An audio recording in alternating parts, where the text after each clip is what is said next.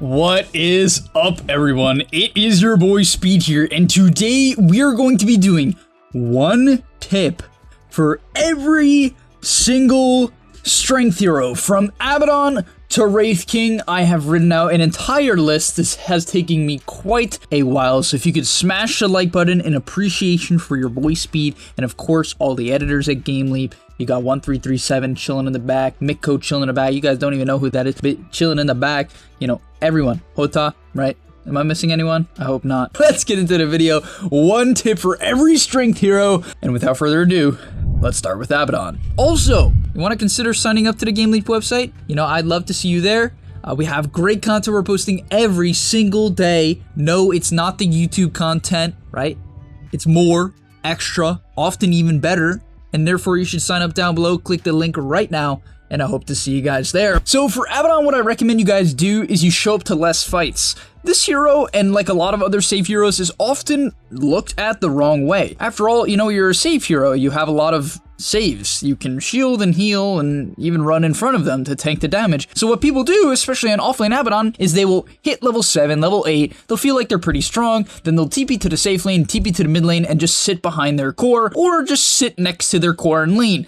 Do not do this. Stay in your lane, show up to less fights, and split push. ABADDON is one of the best split pushers in the entire game. The pure fact that the hero takes forever to kill makes him make people waste time trying to kill you. So if you run down lanes, spam your shield to push out waves, and waste people's time, you'll have a lot more impact than sitting behind your 1 and 8 SF who's struggling to get a single CS. Next up is Alchemist, and I have a bit more of an advanced tip here, but I recommend you pushing creep waves that spawn at minute 3, minute 4, minute 5, and minute 6. Literally minute 3. So if it spawns at minute 3, not minute 3:30, minute 3. Why? If you push in a creep wave that spawns at minute 3, minute 4, minute 5, minute 6, the even minute, the actual minute on the dot, right? When you push that wave out, then if you clear a jungle camp and you go back to the wave, you will clear the jungle camp around minute 6:30 or 6:35, 6:40. Then after you clear that jungle camp, you go back to the wave, and then the jungle camp will respawn. And this allows you to have a lot of efficiency. If you do it in the opposite order and you clear the wave that spawns at minute 6:30, then you're going to clear the wave at minute what? 6:45, because that's how long the creeps take to walk there. Then when you go try to clear the camp, it's not going to be in time. You can try to stack maybe, but you won't have acid spray to do so, assuming you're using it to push the lane. And so that's my tip. Next up, we have Axe. For Axe, you need to kite out more and do not rush blade mail. What do I mean by kite out more? Guys, in teamfights, Axe is not that tanky until later in the game when you have like a BKB, if you even decide to go that route, which I recommend you do. Buy items that let you kite out. But what people do wrong on Axe is they see him as this complete tank. While he can sort of be that depending on the items you go, maybe you go Vanguard and a hood and you know, a blink instead of blade mail and other items like that, it's still very difficult to tank on Axe in a lot of situations. And what's better is using the fact that your call is a 10-second cooldown, blink is 15, and therefore you can get off many calls in a fight. So go for your call, try to get that kill, kite out, reset, and don't rush blade mail. I don't like that at all. Next up is BEASTMASTER. So for BEASTMASTER, you want to really learn to go for solo kills, in side lanes specifically. The reason for this is because what a lot of players do wrong on BEASTMASTER is they get very scared. They basically miss the hero's biggest power spike, and what his biggest power spike is early into the game, from minute like 8 to minute 20, when heroes don't have that high of armor, they don't have that many items, and they can't really deal with the boars, what you can do is send Hawks down side lanes. You can throw them into the jungle, deep into the jungle, scout rotations, and then anyone who comes to split push or farm, whether or not they're a carry or a support, should be ran at. Right? You should roar to them, just run at them, do a bunch of damage, try to kill them. BEASTMASTER is exceptionally good at this, sort of similar to ABADDON, but in particular, he can actually easily solo kill people and provide vision to avoid getting counter ganked. Next up is BREWMASTER, and all I have to say is that I think CINDER BREW is underrated. I'm calling it now. CINDER BREW is going to get buffed once and become the most obnoxious spell in the game. You heard it here first. Okay, next up we have CENTAUR. Use double edge. Guys, no joke. I watched a Centaur player yesterday in my own game. He would blink in, he maxed out double edge, and then wouldn't cast it. Why? Just use it. It's like a 4-second cooldown. You want to spam it as much as possible. Even in the laning stage. Guys, buy a bunch of regen, buy a bunch of rings of regen, buy some tangos, a sow, whatever it takes. Then, when you're level 2 and you have your stomp and your double edge, even if you don't have stomp, it doesn't matter. Just double edge people.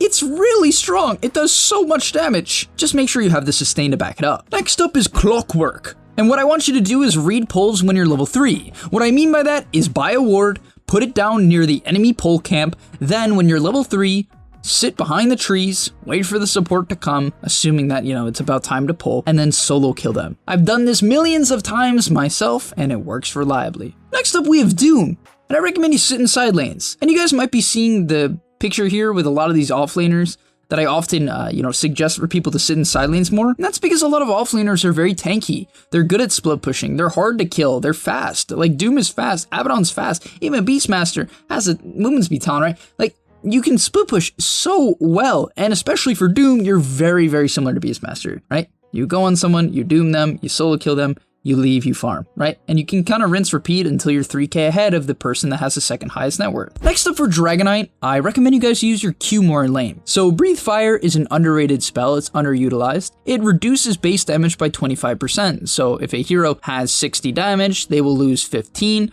and therefore they will have 45 damage. So basically then, you're a 60-something, 63 damage hero, last hitting against heroes that have 45 damage, and you're going to win. You're going to hit so many denies. It is that good. But a lot of people don't do it, because they don't see the spell that way. So try to push out the range creep, Q the range creep, Q the enemy hero, and get a bunch of denies. Then we have Earth Spirit.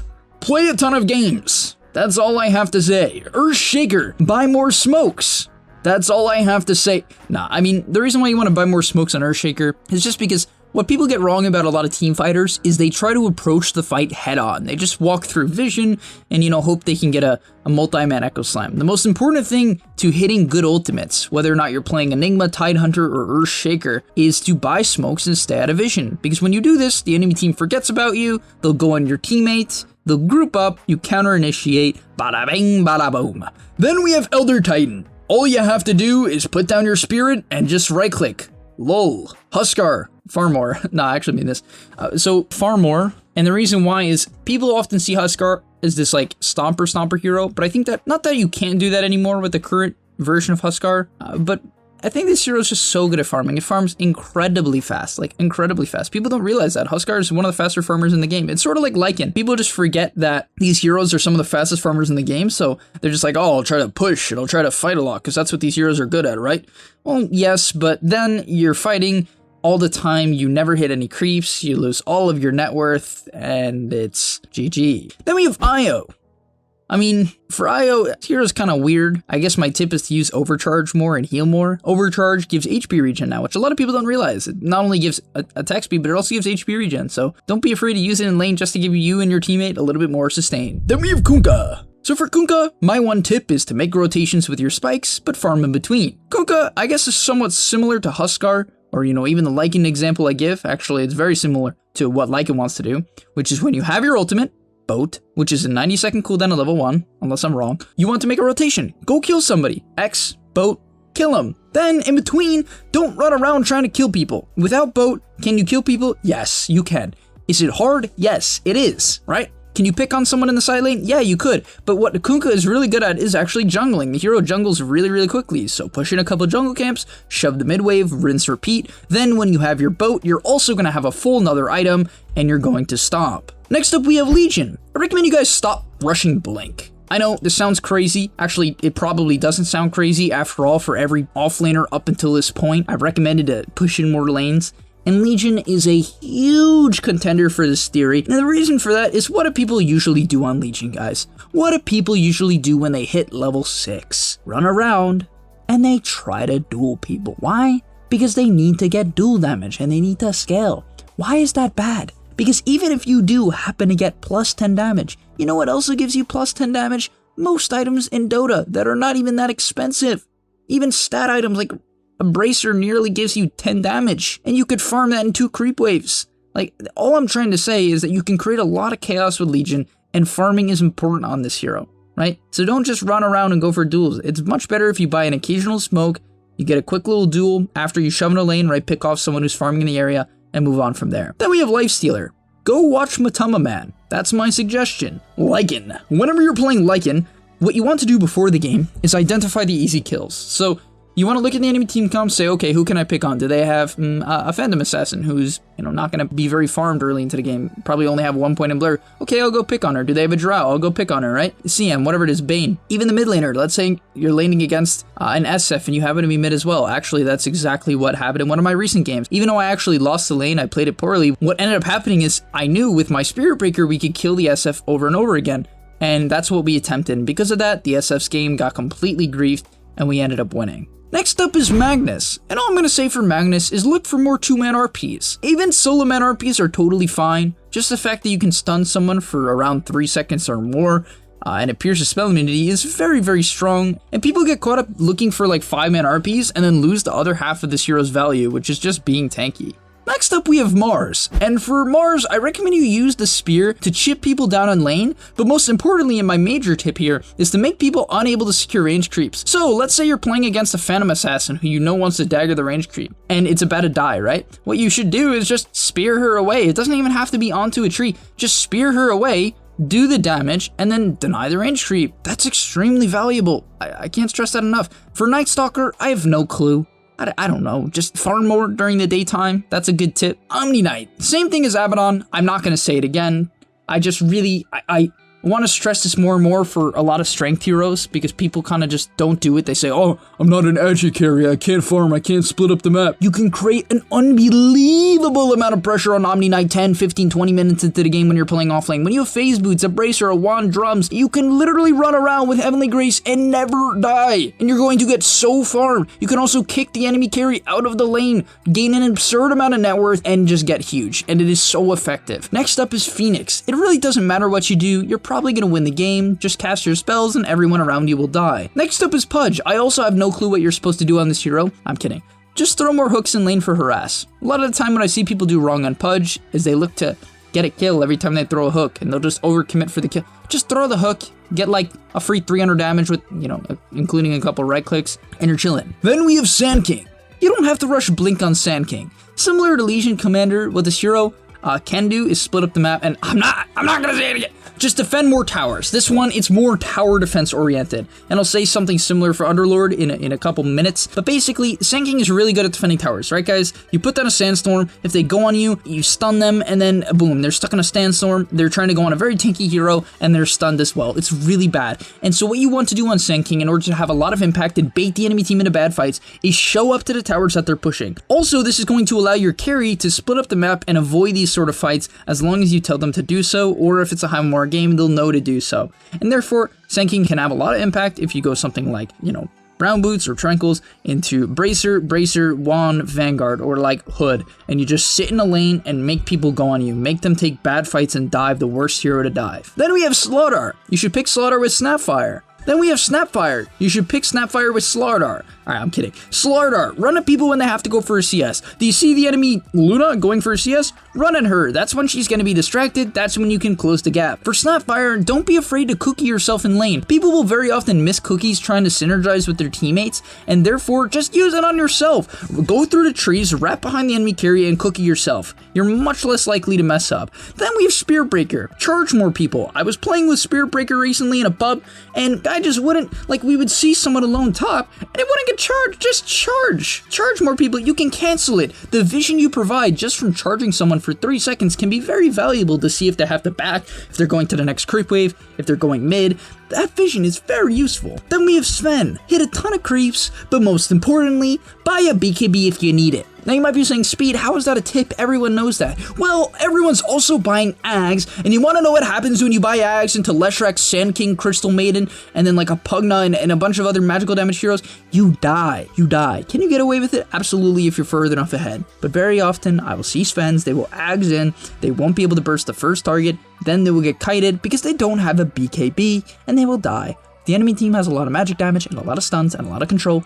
Buy a BKB first. Then we have Tide. Level Gush. If you are in a winning lane and you're laning with the Skywrath Mage or some other, pressuring position 4 against a weak laner, take Gush. It reduces armor, slows by 40%, and does some of the most damage at a level 1 in the game. It is broken. Then we have Timbersaw. You gotta play a ton of games. But most importantly, take a ton of risk and spam your spells. Spam your spells and take a ton of risk. If you hit level 3, auto attack, and spam whatever spell you have. If you hit level 5, auto attack the opponent. Learn to pull creep aggro in order to, you know, build up reactive stacks. Don't be afraid to dive the tower. When you hit level 7, you better be diving the tower. Pop your soul ring or whatever items you're buying. Get a bunch of mana, buy some mangoes, buy a stick, buy some raindrops, get some mana, and then dive the towers. Take risks. Learn your limits. Timber is all about learning limits, forcing rotations, and spamming your spells. If you do not do this, you will never become a good Timbersaw because the hero is all about repetition. Then we have Tiny. All I'm going to say for Tiny is make sure you actually combo people in lane. People don't realize Avalanche does 3 times damage if they are tossed. So if someone's up in the air, Avalanche does 3 times the damage. And therefore, if you're level 3 on Tiny, your Avalanche will do 450 damage if they are tossed during the entire duration. And therefore, people kind of just forget this. Also, toss does 30% more damage if you actually toss, you know, the target. Whoever you actually toss takes 30% more damage. And so what you want to do is combo people, right? People forget this. They kind of just toss and then Avalanche for a bit more control in the lane, which can be okay. Depends on your offlaner, but in a lot of circumstances, don't be afraid to just go for the combo. Next up on Treant, this one's a bit more controversial, but what I recommend you do is you take Leech Seed at level 1 and level 3. Yes, it's crazy. Grasp also can be okay at level 1. You could take Leech Seed at 2 and 3. But what I like about this is the pure fact that I think Treant should be used, especially in your average pub, to harass and demolish people in lane. The reason why you see pros max the Q and max the E is because they have a very specific game plan. Their game plan is to defend towers, and that's about it. You know, keep their carries alive, provide sustain. But I don't want you to do that in your pubs. I want you to learn how to stomp a Treant, because the hero really can. Wait for the enemy carry to go out of position, stay out of vision, sneak up on them, and when you cast level 2 Leech Seed, they will get destroyed. Next up, we have Tusk. I recommend you try this hero as an offlaner, and when you hit level 6, roam. So yes, you want to play the Zai style, right? Hit level 6, well, get a lot of levels, right? Take a lot of levels, ask your position forward to not sap too much, right? So you usually hit 6 when they're level 4, approximately, or level 3. And then when you hit level 6, you give the position forward the lane, because who's going to be able to roam better? The level 6 Tusk, or the level 3 Rubik, or the level 3 or level 4 Phoenix? Of course it's you, it's not even close. And this is what you can do, right? You let your under-farmed support or under-leveled support take the lane, which doesn't require levels, they just have to stay safe, which Rubik and Phoenix are really good at doing. So I recommend you pick those heroes with Tusk offlane, if you can. And then you're gonna have 2 very farmed heroes, as Tusk should stomp when he's roaming, assuming, you know, he's just picking on level 4 supports, can't fight him. And your position forward will get super farmed. Then we have Underlord. Defend all the tier 1 towers! Bada bing, bada boom, Undying, spam Decay. I cannot stress this enough. In the lane, spam it. Are they showing at the rune? Not even fighting at the rune. Are they just showing 50 seconds before the rune even spawns? Decay them. Get the decay off. Just start using it right away. Build up the strength. All I see people do is wait until literally they're going on the person to decay them. This is so backwards. It's insane. And then finally, last but not least, we have Wraith King. Thank you guys for watching. If you stayed to the end, you're an absolute G. I appreciate it. If you could smash the like button, subscribe, it would mean the world. This video has obviously taken me quite a while, but I hope you appreciate it. And for Wraith King, I recommend what you do is you stop fighting before your items. That's about it. Just make sure you get your items. It's very important. Wraith Kings feel like, I'm level 6, I respawn. I'll go fight when they have brown boots and a Midas. Don't go brown boots Midas, but you get the point, right? Sure, can you defend a tier 1 tower if the enemy team is literally diving it? Sure, you can TP in, try to clean up. Other than that, don't show up, hit your timings, and I'll see you in the next one. Let me know which one I should do next, agility or intelligence, and I'll see you in the next one. Get your gameleap sub. Before you leave, just want to say a quick message. If you're trying to get better at Dota or you just enjoyed that video, I know this is pretty general, and you're going to hear this quite a bit from me, but I recommend you sign up to gameleap.com. Why? Because I put a lot of effort into the content over there, and generally the effort I do there is different from the content you're going to see here on YouTube. It is different. In fact, I usually go a lot more in depth on topics or into niche topics that help you get to the next level even faster, because on YouTube, I often have to keep it more mainstream, and that's even why I'm putting it at the end of this YouTube video. That's why this is at the end, because a lot of people just watch 5 minutes, they skip through just for like the dopamine spike. But if you are interested in actually getting better at Dota, I recommend you go to the description down below, get your discount right now by clicking the link, sign up, use the discount code that you're gonna see there, and I hope to see you there right now. So click it, and yeah, thanks for watching.